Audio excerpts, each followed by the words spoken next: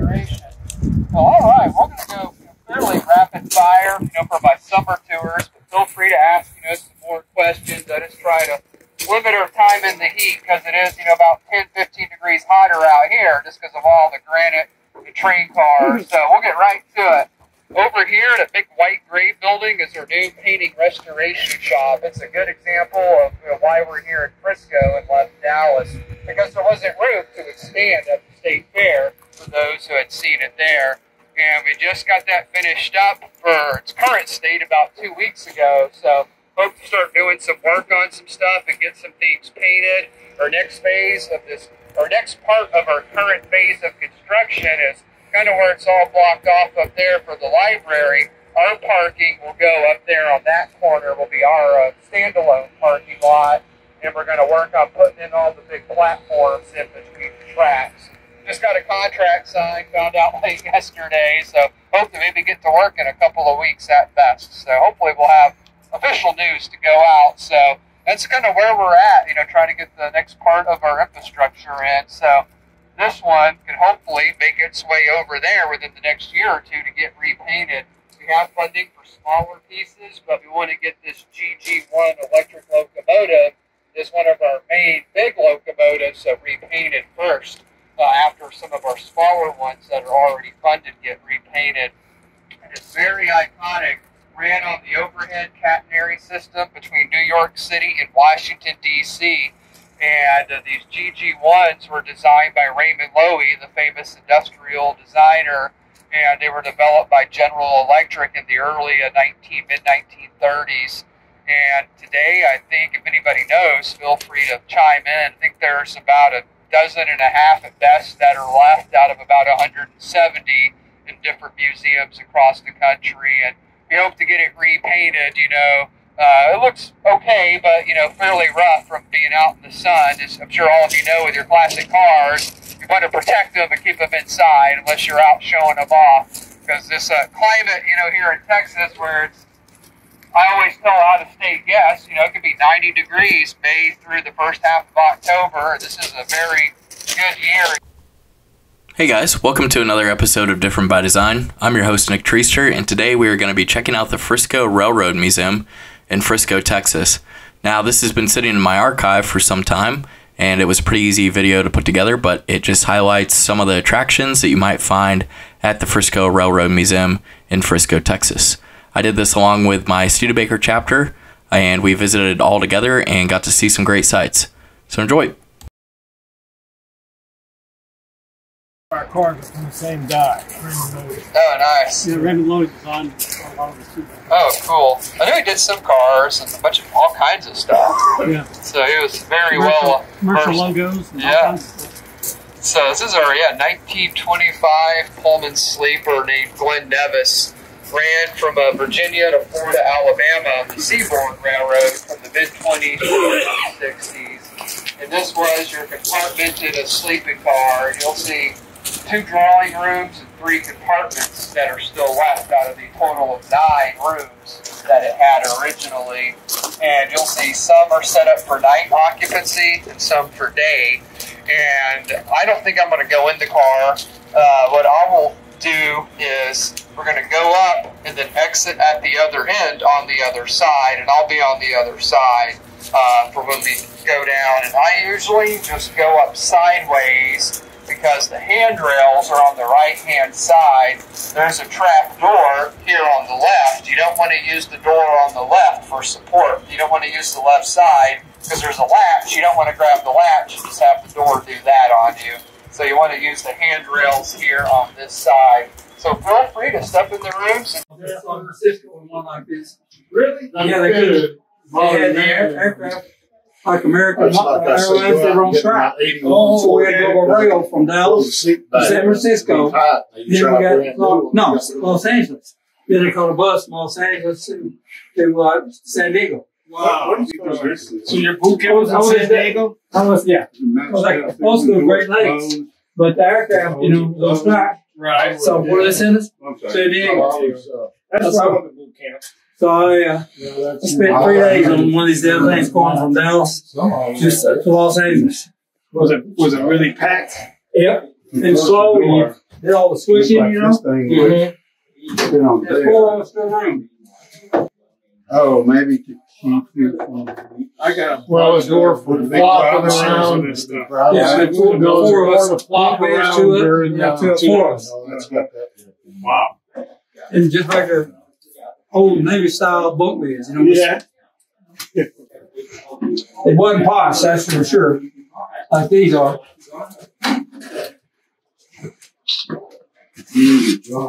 So I don't know if you caught that or not, but I left that audio pretty much unaltered. That was one of our members reminiscing about a story about going to boot camp. He rode from Dallas all the way to Los Angeles and then took a bus all the way from Los Angeles to San Diego, where he went through basic training or boot camp. He was reminiscing about having to share bunks with other Navy guys. He said that there were 2 guys up top and then 2 guys on the bottom. So it would have been 4 guys to a full bedroom like this, which is pretty crazy to think about. And it took about 3 days to get out all the way to Los Angeles from Dallas.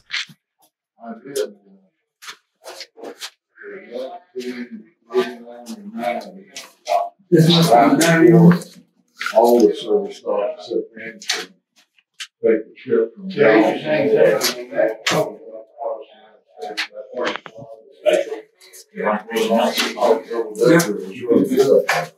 the ones like this, all they see trees. And you can zap this with your phone and watch a video. New York City to West Palm Beach, Florida, 35 hours. Well,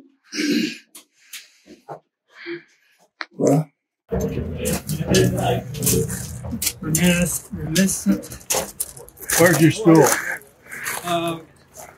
You got it. Okay. Get you right here.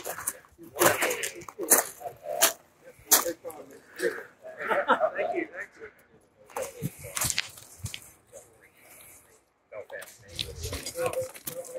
A lot to look at. Well, I think most everybody's made it out, so we'll turn our attention to this giant yellow locomotive. And when we get big groups like this, on Saturdays when the weather's nice, I like to open the lead doors on the lead prime mover. And this is a 98-foot, 5-inch long diesel electric known as the Centennial, and it's one of 47 that were built, and only 13 are left today. General Motors Electromotive Division built these from 1969 to 1971, and if the only thing you remember about it today is it's the biggest diesel electric engine that was ever built, and the museum, through a connection on the board of directors back in the mid-'80s, that person, I don't know the name, but they worked for Union Pacific Railroad out of DFW, and they were able to get this donated through a connection as they phased them out. And they were basically the end result of the head of Union Pacific Railroad at this time saying, it's like, this is a pretty close to verbatim quote was, there's too many go-karts pulling our trains. We want 15,000 horsepower to pull our freight trains to have competitive freights. And they wanted it in the smallest amount of locomotives possible. And by the 60s, this is basically 2 of nearly your largest single locomotives. The Santa Fe in front, for example, is the 3,600 horsepower SDFP 45. This is like 2 of those put together. And you have 8,200 gallons of diesel, bless you, right here. And it's powering 2 V16 turbocharged 3,300 horsepower diesel hooked to electric generators. And this is the lead diesel. And the C to C in Pacific, there's the second diesel engine. And right here, where these other doors aren't open, you have the because they did it for, a number of years. Nobody knows who TXI is. Some people probably do. Elko was merged with Studebaker Worthington Okay. in the late 60s. PA1 was the nicest looking passenger diesel built. Yeah, that nose was so unique, you know, 'cause it was so much longer than like the F's and E's of GM and EMD. So yeah, they had such a unique look. And yeah, this steam engine here, like I told my third graders on the field trip, and they're like, that one's got to be older than that one. I'm like, they're about 6 months difference in age. This one just got repainted for the state fair in 2011, so it looks really nice. If anybody thinks you can do this safely, the hard part is, you know, the last step until we have the big platforms and ramps that are hopefully about to start work in a couple of weeks, getting poured in between here. This is the fireman's side. If you want to go check out the cab, it's a 1942 out of Pennsylvania Baldwin product in Frisco, which our town was named for. Bought 25 of these in the early 1940s. And this was one of 3 that went to passenger service on the Frisco Meteor. And they bought 22 that were pulling freight trains. And their passenger locomotives ran off of 6,500 gallons of heating oil and 18,000 gallons of water.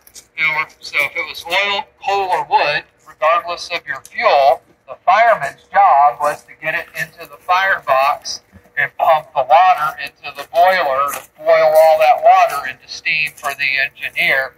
And you're welcome to go up maybe 4 or 5 at a time. If that many do want to go, that's about the space that there is up there. Just watch each other as we go up and make sure we'll catch somebody if they slip. So hopefully nobody will. But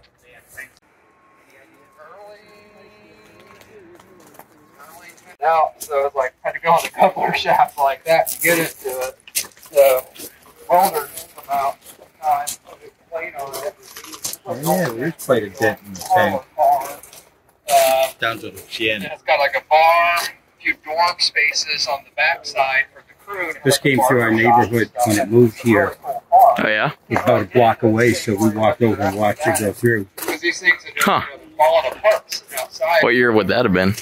That's the plan is how long ago did we watch this come through town?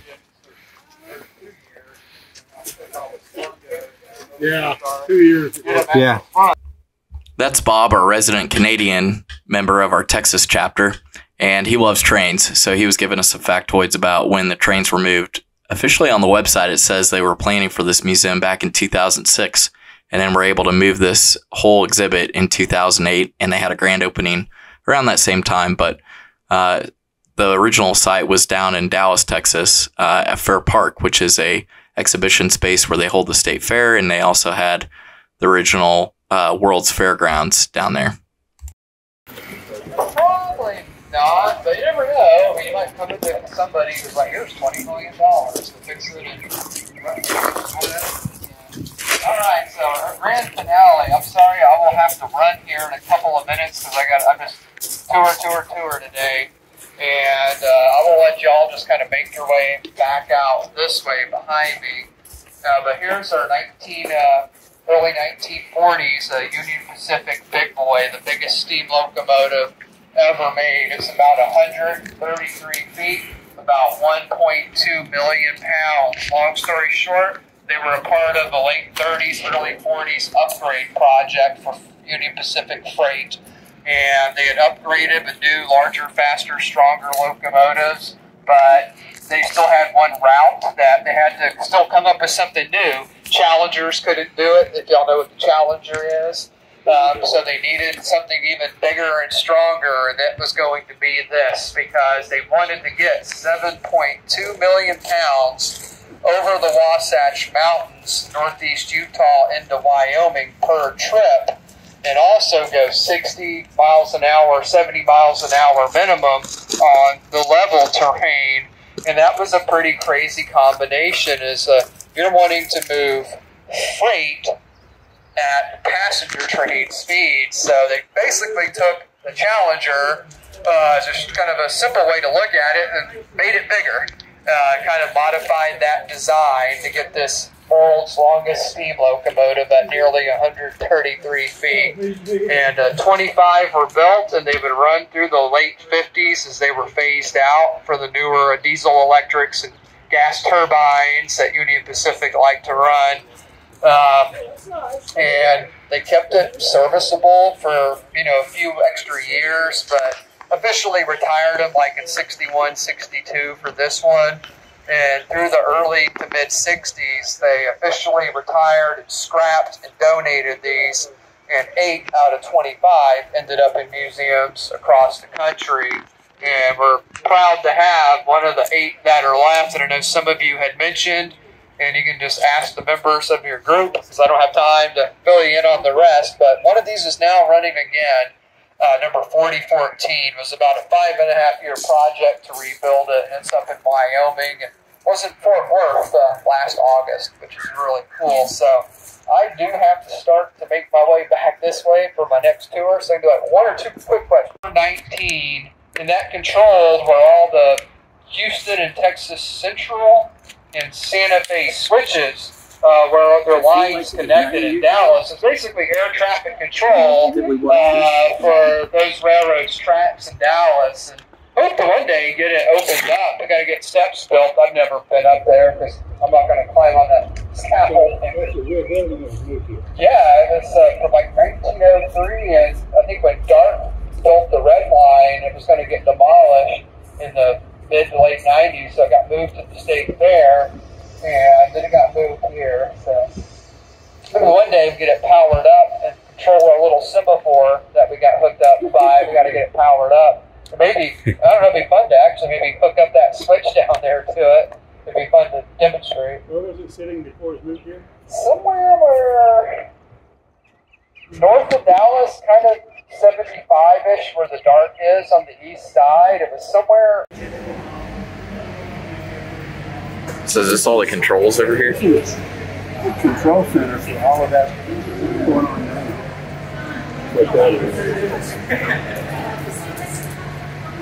Ooh, checkers. I love checkers. Yeah. Checker marathon. Yeah, guy taking a nap.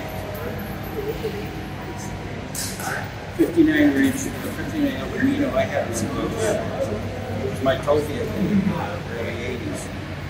In fact, I hauled my Avant 2,200 miles. Trailing behind 59 El Camino. Early Corvettes. So we got a Studebaker in there? Huh? We got at least one Studebaker? Yeah, the Golden. Good deal.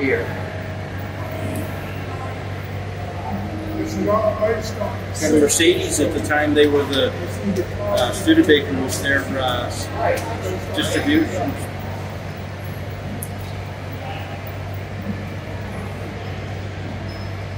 It's a pretty detailed model. I don't know. This is another one that we just Oh, the Studebaker lights up. Yeah. That's pretty cool. Almost like that. I always like the 55, 56 Ford. The hardtop and the convertible is a good looking car. Yep. It's pretty cool how the lights go off. I had that 57 Chevy convertible with that same color on there. Really? Matador rail. Yeah, it's nighttime right now, so you can't get good pictures.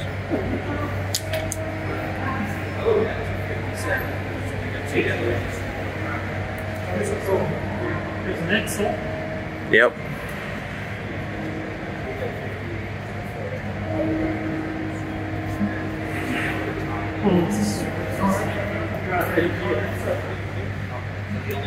There's another Edsel.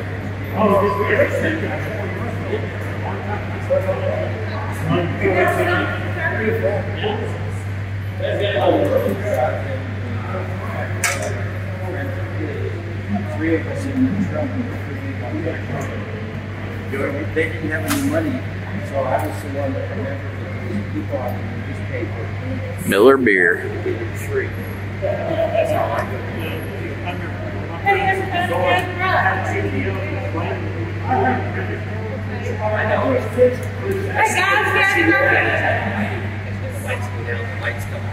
His name was Steve Sanders. He lived in Dallas. He was a very wealthy oil and gas man. He had all of this in a two-story garage behind his house. The garage was this big. It would have been neat for him. This was on the second floor. He had a ground floor garage that y'all would have all that they had to park the cars in. He had an elevator over here, he came up, he walked out. This is what you saw, that was his office back in there. He passed away in 2013. His wife called us, Jane, called us in 16, said that she and their 2 daughters wanted to donate this to us, along with 600 trains. We have a whole lot more than this. This is a drop in the bucket. It's just massive. We had nowhere to put it. We called the city of Frisco and said, come look at this and help us get it here. They did. They own this building. They offered us this room. Then we went to get it. We had to cut this up into 37 pieces. It looked like this. This has come from another family about a year later after we got this. And we haven't had time to fool with it till now. But this is exactly what all this looked like. The mountains had been built in the room as the garage was being built. They had not been out, and so the guys didn't want to cut them up, so we cut a hole in the outside upstairs wall instead, and went in with a forklift and got the big mountains out and brought them over here. It took us a year to put back together. What you're seeing are Steve's memories. This is Dallas, where he was born and raised. This is Dallas about 50 years ago, late 60s, early 70s.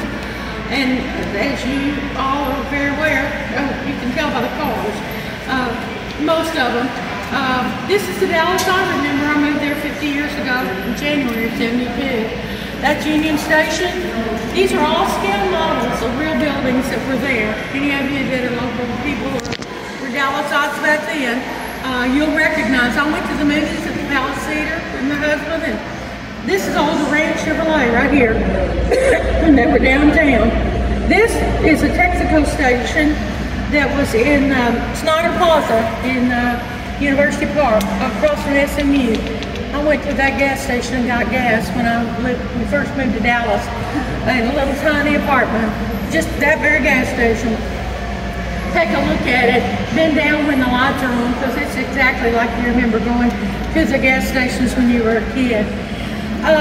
All the buildings on the wall are still there. You just can't see them as easily. Of course, we've got the Flying Red Horse up there on the top of the old mobile oil building.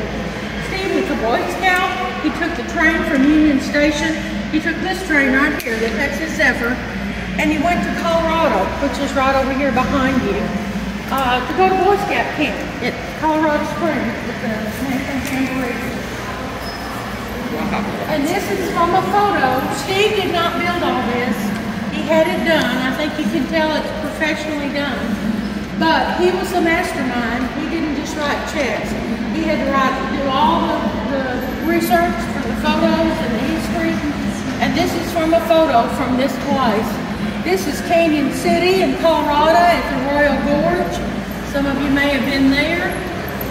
It's down in the valley, in the gorge. This is New Mexico. Y'all can come on back here if you want to. This is New Mexico, and the reason it's here is that Steve went on to become an Eagle Scout, and he had to go to Philmont Boy Scout Ranch to do that, and it's in Cimarron, New Mexico. He would ride the train from Dallas and get off at the Zuni Station in Cimarron, and these are all his memories. There is a copper mine in the corner, and Steve, on part of that, it's outside of Bisbee, Arizona. He had part interest in it. And this is all Arizona, and that's a memory there. They lived in Dallas, but their oil and gas business was in West Texas. And this is the Guadalupe Mountains out west.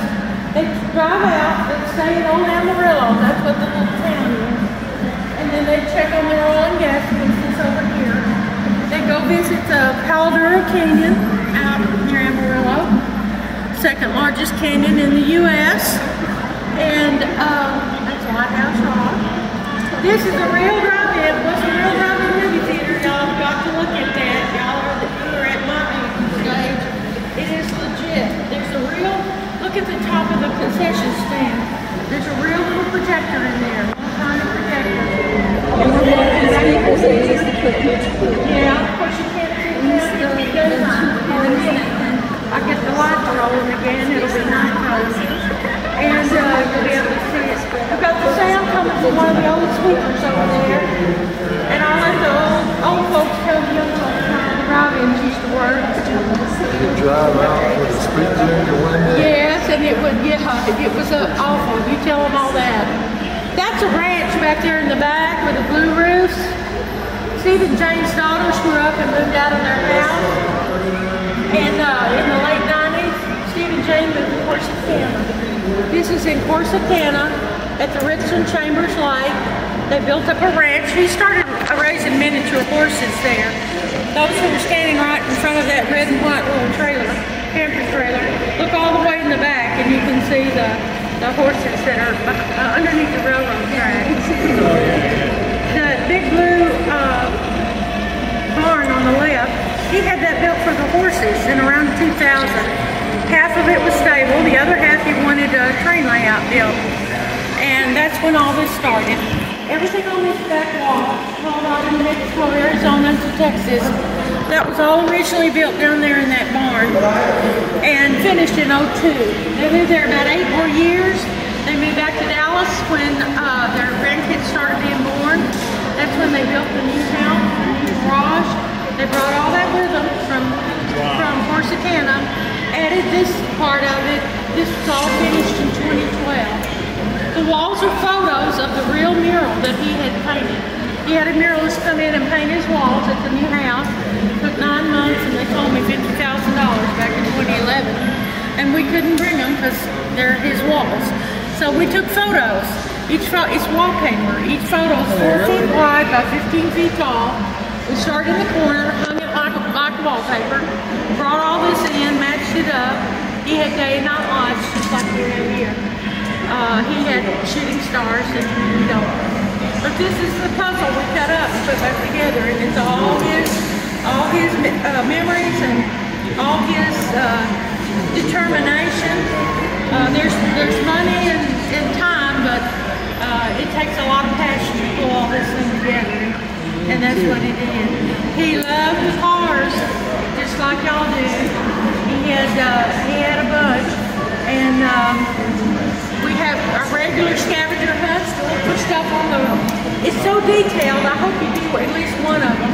And I've made up some car scavenger hunts for y'all today. If y'all want to take a look and thought over and actually tell me what I've done wrong. I've really pushed to make it right.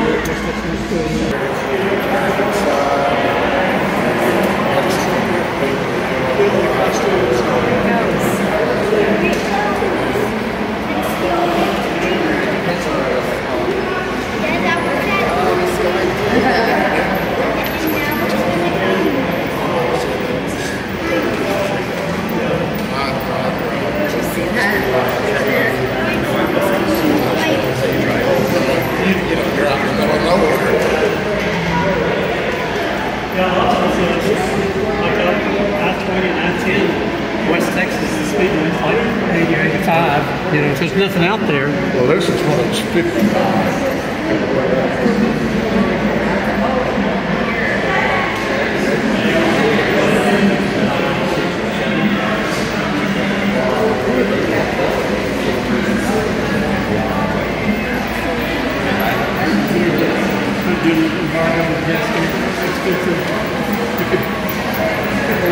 Given the motor, you know, my friend's mom, one big little dog chest had 2 balls at 440, so I think that's where a lot of 440s come from.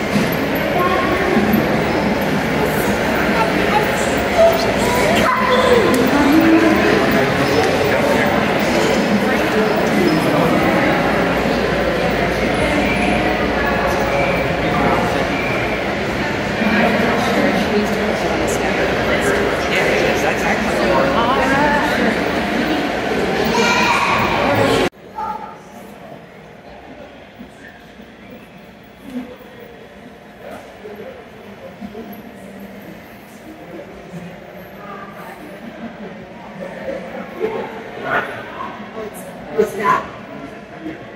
Okay, so which one's the murder? Woody. There's Woody over there too.